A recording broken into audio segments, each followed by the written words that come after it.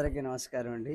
ఈరోజు తాతామనుడు కథలో భాగంగా ఒక పోరిని గాని, పోరినే కాదండి, ఎవరైనా పట్నం పోతే ఆలోచించాల్సిన విషయం, అక్కడ ఏం జరుగుతుందనే విషయం మీ ముందుకు తీసుకురావాలనే ఉద్దేశంతో ఈరోజు పల్లెటూరు నుంచి పట్టణాలకొచ్చిన వాళ్ళ పరిస్థితి ఏ విధంగా శ్రమ దోపిడీ, ఆర్థిక దోపిడీకి గురై దోషులుగా తయారు చేసి వాళ్ళని భూస్వామ్య వ్యవస్థ, పొలిటికల్ వ్యవస్థ ఏ విధంగా చేస్తుంది, ఏ విధంగా హింసకు గురి చేస్తుంది, ఏ విధంగా శ్రమ దోపిడీ చేసుకుంటారు, ఏ విధంగా ఆర్థికంగా బానిసలు దెబ్బతీసి ఆర్థికంగా దెబ్బతీసి బానిస సేవ చేయించుకుంటున్నారో ప్రశ్నిస్తే ఏం జరుగుతుంది?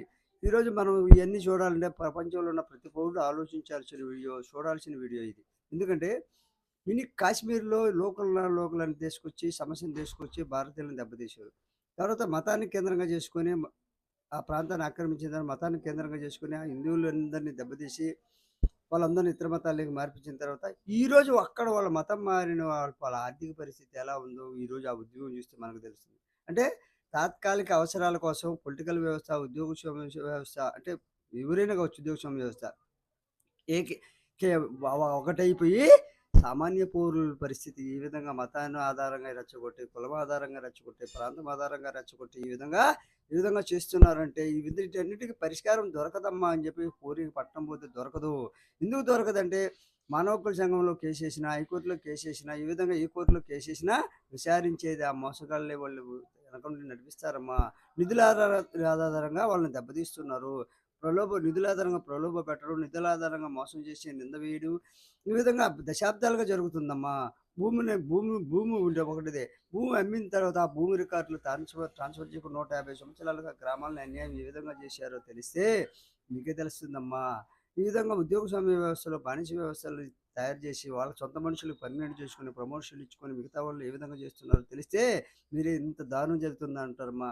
ఒకవేళ ఎవరైనా విచారణకు వచ్చేసినా కులం ఆధారంగా, ప్రాంతం ఆధారంగా, తెగల ఆధారంగా పెద్దవాళ్ళు ఇన్వాల్వ్ అయ్యి వాళ్ళ తెగని సెపరేట్ అయిపో, మీకు మన కులం వాళ్ళకి అన్యాయం జరిగితే ప్రశ్నించొద్దు. అదే విధంగా ప్రతి హిందువుని ఈ విధంగా చేస్తున్నారమ్మా. అందువల్ల సమస్య జటిలమై భారతదేశం మీద ఇతర దేశాల కన్ను పడిందమ్మా మొట్టమొదటి నుంచి.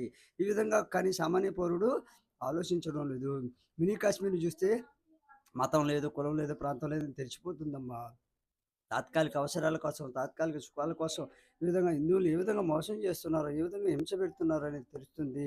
కాబట్టి ఈ వీడియో అందువల్ల పట్నం పోవద్దని చెప్పేసి అతను చెప్తాడు.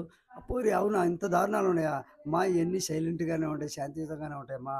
ఎందుకంటే ఒక భారతదేశంలో ఒక వారు మరో హిందూ మతాన్ని అవమానిస్తున్న కారణంతో 1939లో ఉద్యమం వచ్చినప్పుడు, ఆ ఉద్యమం కేంద్రంగా చేసుకొని హిందూ మతంలో ఇంకా సమస్యలు పెరిగిపోయి హిందువులు ఇతర మతాల్లోకి వెళ్ళిపోయారమ్మా. పరిష్కారం దొరకలేదు. ఏ హిందువుకి అన్యాయం జరిగినా ఆ హిందువుకి సమస్యల పరిష్కారం దొరకలేదు కాబట్టి హిందువులు మతం మారడమో, ప్రాంతం మారడమో, మరో ప్రాంతం ఈ విధంగా తిరుగుతూ ఉన్నారు. వ్యాపారరీత్యా గాని, వివిధ వృత్తిరీత్యా గాని స్థిరంగా ఉండలేక హిందువులు ఎలా తిరుగుతున్నారంటే పొలిటికల్ వ్యవస్థని, ఉద్యోగ వ్యవస్థని ఎదుర్కొని నిలబడలేక విచారణ సంస్థలు చెప్పాను కదా! తెల్ల కాగితాలు సంతకాలు పెట్టుకొని స్టేట్మెంట్‌లు తయారు చేసుకొని భూములు అమ్మారు. తెల్ల కాగితాలు సంతకాల మీద స్టేట్మెంట్ చేసి విచారణ రిపోర్ట్‌లు సబ్మిట్ చేసుకుంటూ హిందువులు మోసం చేసుకుంటున్నారు. హిందువులు మోసం చేస్తున్నప్పుడు ఇతర మతాల జోలికి హిందువులు ఎవ్వరూ పోలేరు. ఎందుకంటే ఇతర మతాల్లో వాళ్ళు ఆల్రెడీ పొలిటికల్ వ్యవస్థని, ఉద్యోగ సంఘ వ్యవస్థని వాళ్ళ గుప్పిట్లో పెట్టుకొని పొలిటికల్ లాభం అనేటువంటి దాన్ని కేంద్రంగా చేసుకొని వాళ్ళు అవకాశంగా తీసుకొని ఈ విధంగా హిందువులు దెబ్బతీసే విధంగా ప్రయత్నం చేస్తున్నారమ్మా. ఒక్కొక్క ప్రాంతంలో చూడండి, ఒక్కొక్క హిందూ సంస్థలను చూడండి, మత సంస్థలను చూడండి, ఇతర మతాలకి హిందువులు చేసే మేలు చూడండి, హిందువులకి ఇతర మతాలను ఉపయోగించి కీడు చేసే విధానం చూడండి. ఇవన్నీ చేయాలంటే నిధులు కావాలి. ఈ నిధులు కావాలి. నేను హిందువుని అనేటువంటి భావం ప్రతి ఒక్కళ్ళు కలగాలి. అప్పుడు హిందువునే కావాలి. హిందువులకు జరిగే అన్యాయాన్ని కనీసం ప్రైవేట్‌గైనా విచారించగలిగేటువంటి ఒక సంస్థ మనకు కావాలి. హిందువులు ఏ విధంగా నిరుద్యోగులు మోసం చేస్తున్నారో, ఆర్థిక భరోసా ఇవ్వగలిగే వాళ్ళు లేక హిందువులు ఏ విధంగా మానసికంగా చనిపోయారో కూడా మీకు తెలిసినా కూడా అవన్నీ విచారణకు రావమ్మా. మానసికంగా అంటే శ్రమదోపిడీ చేయించేసి హింస పెట్టి ఓరల్‌గా అన్నీ జరుగుతూ ఓరల్‌గా 90% ఓరల్‌గా చెప్పి మోసం చేసి మాకు తెలీదంటున్నారు.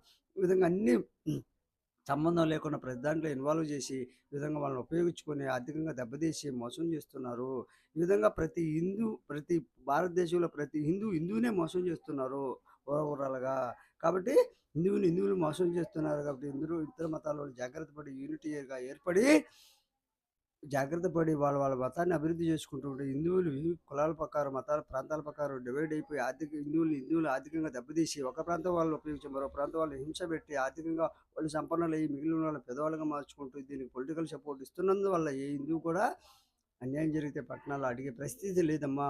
అడిగితే విచారణ ఏమి జరుగుతుందో మీకు చెప్పాను కదా! తెల్లకాగితాల్లో సంతకాలు పెట్టుకుని స్టేట్మెంట్‌లో ఏమి అన్యాయం జరగలేదు. 99% మంది సంతకాలు పెట్టుకున్నారు. సంతకం పెట్టకపోతే ఆ సంతకాన్ని ఫోర్జరీ చేసిన విధానం చూడండి. ఆ ఆఫీసర్లు ఏ విధంగా ఆఫీసర్లే సంతకాలు ఫోర్జరీ చేశారంటే రైతుల్ని ఏ విధంగా మోసం చేశారో భారతదేశం చేశారు.